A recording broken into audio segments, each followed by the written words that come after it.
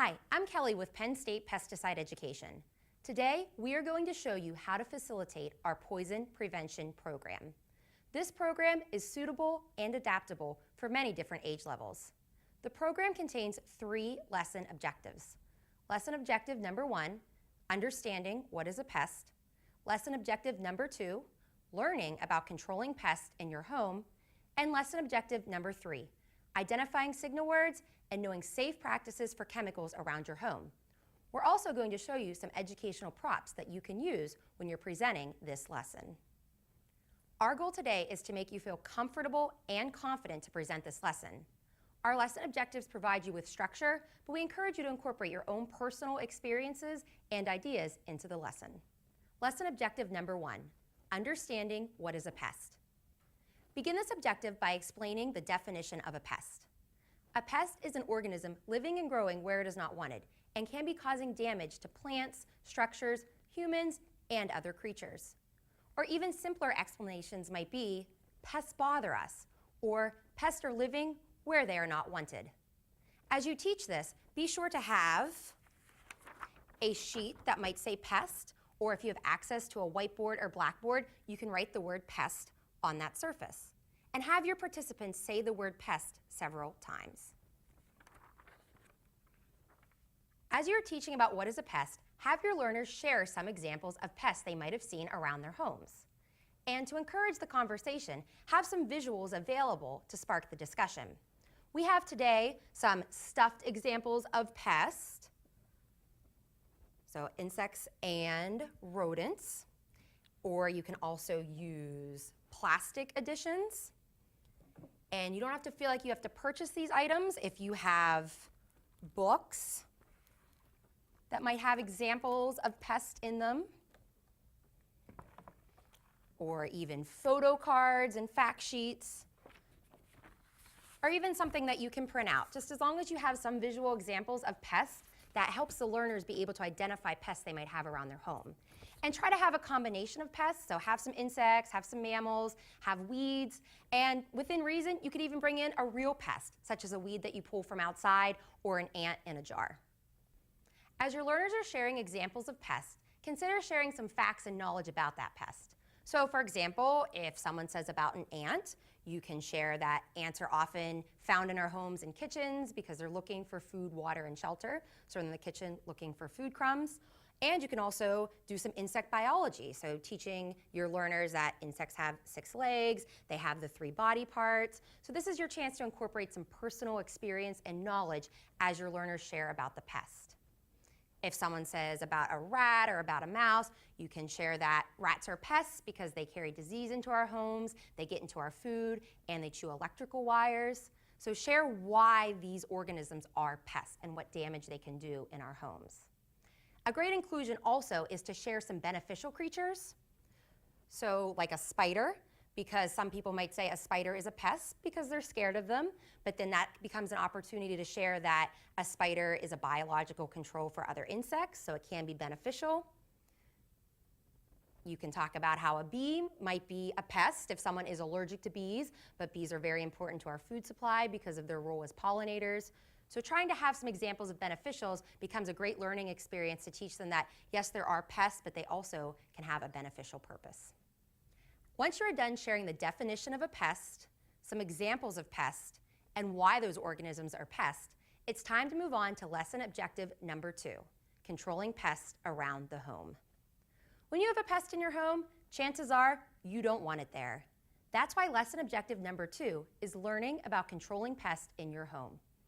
Begin this lesson objective by teaching your learners about integrated pest management. Integrated pest management is using a combination of ways to control a pest, including cultural, biological, mechanical, and chemical controls. Have a sign that says Integrated Pest Management, or write Integrated Pest Management on a blackboard or whiteboard.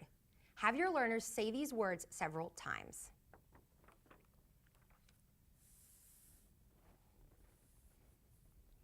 When you teach integrated pest management, consider focusing on a certain pest, such as a mouse. Most people have had a mouse in their home. And talk about those different control measures. So we have some visuals here to help us with that. So we can talk about cultural control, which means creating an environment that the pest doesn't want to be in. And to teach learners, especially kids, you can talk to them about making sure that they're cleaning up their food wrappers and trash and crumbs so the mouse doesn't have any access to food. You can talk about biological pest control, which means that there's an organism that is a predator to your pest. So for the mouse, of course, a cat is a biological pest control. For mechanical pest control, that means that you have a device that is being used to control the pest. So for a mouse, we have mouse traps, and there's lots of mouse traps out there. And then for chemical control, for a mouse, we of course have a mouse poison. So chemical control means that you are using a poison to control the pest. So you can focus on a specific example like a mouse, or just teach about the different types of control that are part of integrated pest management, such as talking about using mulch to control weeds, and mulch is a cultural control. Or talk about biological controls, such as the spider, that is a biological control for many different insects. Or even another biological control, our ladybug, which is a predator to aphids that can be very destructive to plants. Another example of mechanical control is a fly swatter, of course, that we use in our homes to control flies. And then we have some other examples of chemical controls that can be part of integrated pest management, such as a chemical used to control weeds in the yard or a chemical that can control insects.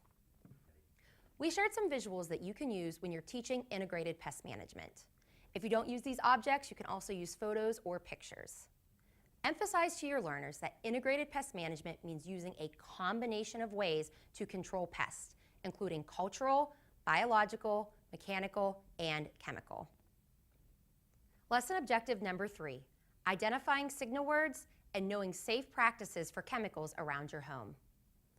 As we discussed in lesson objective number 2, chemical control is part of integrated pest management. Pesticides are chemicals used to control those organisms living and growing out of place. Begin this lesson objective by teaching your learners about the signal words. There are 4 signal words: caution, warning, danger, and danger poison. You can print a sheet that has the signal words on them. We also have a handout available on our website that has the signal words.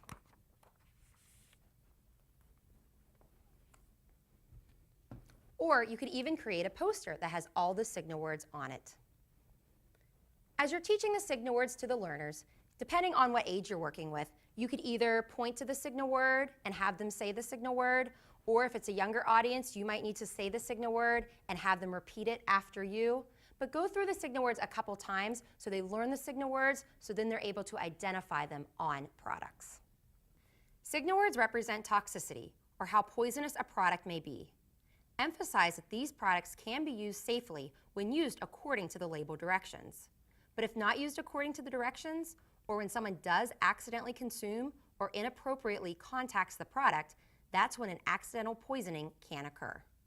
Try to find empty household containers that display each of the 4 signal words.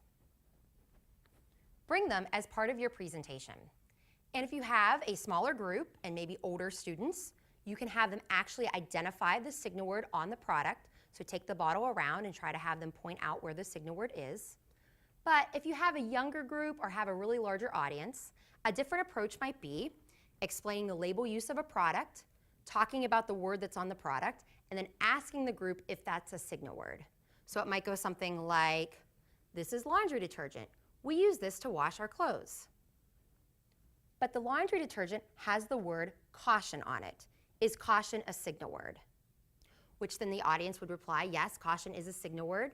And that becomes the chance for you to explain to them that laundry detergent can be used safely to keep our clothes clean, but if someone would accidentally ingest this product, that's when it becomes poisonous. Be conscious of several factors when you're doing the signal word identification activity. If you have a larger group and younger participants, you might want to hold up the product bottles and talk to them about the product use and the signal word on it.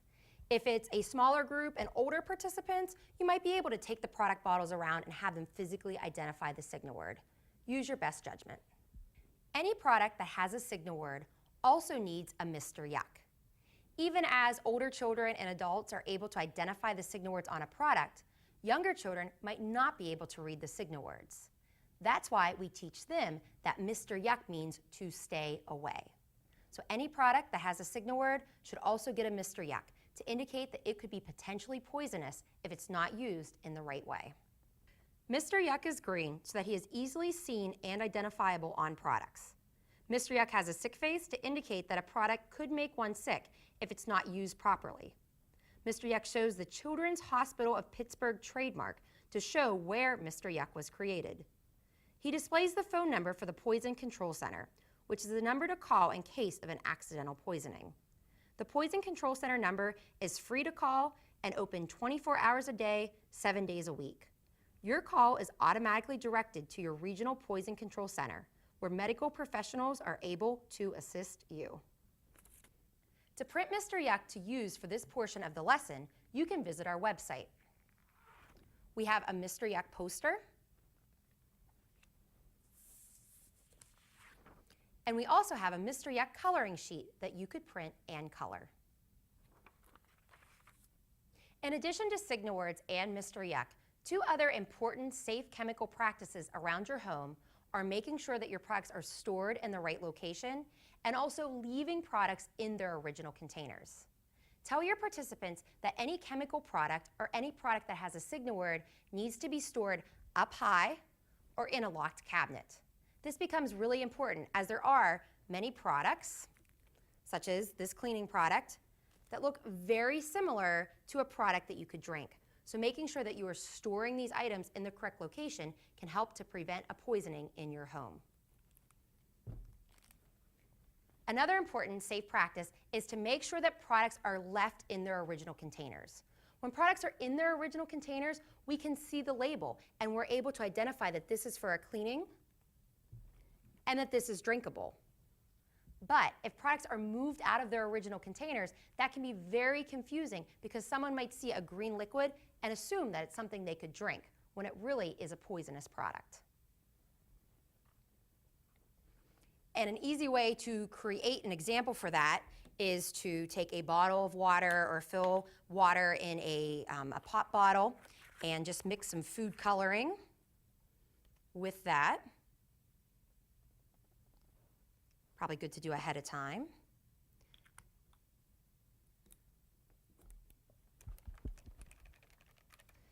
But then when you go into a classroom, you can tell the learners that if they ever see an unmarked container, what should they do? And hopefully their response will be to make sure that they tell a parent, tell an adult, and make sure that it gets moved and stored in the right location.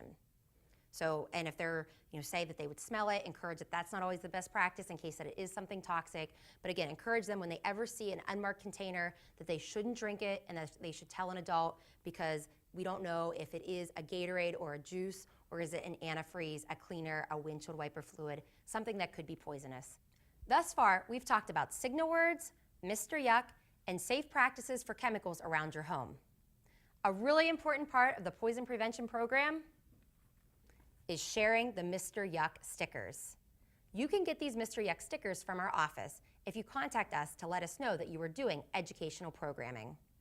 Encourage your learners to go home and share what they learned in this poison prevention program with their families. Send them home with Mr. Yuck stickers so that they can go around the home, find signal words, and put Mr. Yuck on those products. We've even designed a homework sheet that can be helpful for that activity. Children will take this home and work with their parents to identify the signal words on products, put a Mr. Yuck sticker on that product, and then also evaluate where they're storing that product. So for example, they might find toilet bowl cleaner, see that there's a danger signal word on it, and then when they realize that they're storing the toilet bowl cleaner right by the toilet and it's not above 5 feet or it's not in a locked cabinet, hopefully they'll evaluate the storage and put it in a more appropriate and secure location where a younger child cannot get to it. At the end of the program, you can have your learners ask you questions, or you can ask them questions about the material that you presented to them today. If you have time, and depending on your age group, you could also sing the Mr. Yuck song with your learners. And that's the poison prevention program. We hope that you feel confident and comfortable with presenting this program. We gave you the structure with the 3 lesson objectives. Lesson objective number 1, understanding what is a pest. Lesson objective number 2, learning about controlling pests in your home. And lesson objective number 3, identifying signal words and knowing safe practices for chemicals around your home. We encourage you to incorporate your own personal experiences and ideas. We've shown you lots of visuals that you can use, but make adaptations depending on the age group that you might have, the time frame, the area you might be doing your presentation in.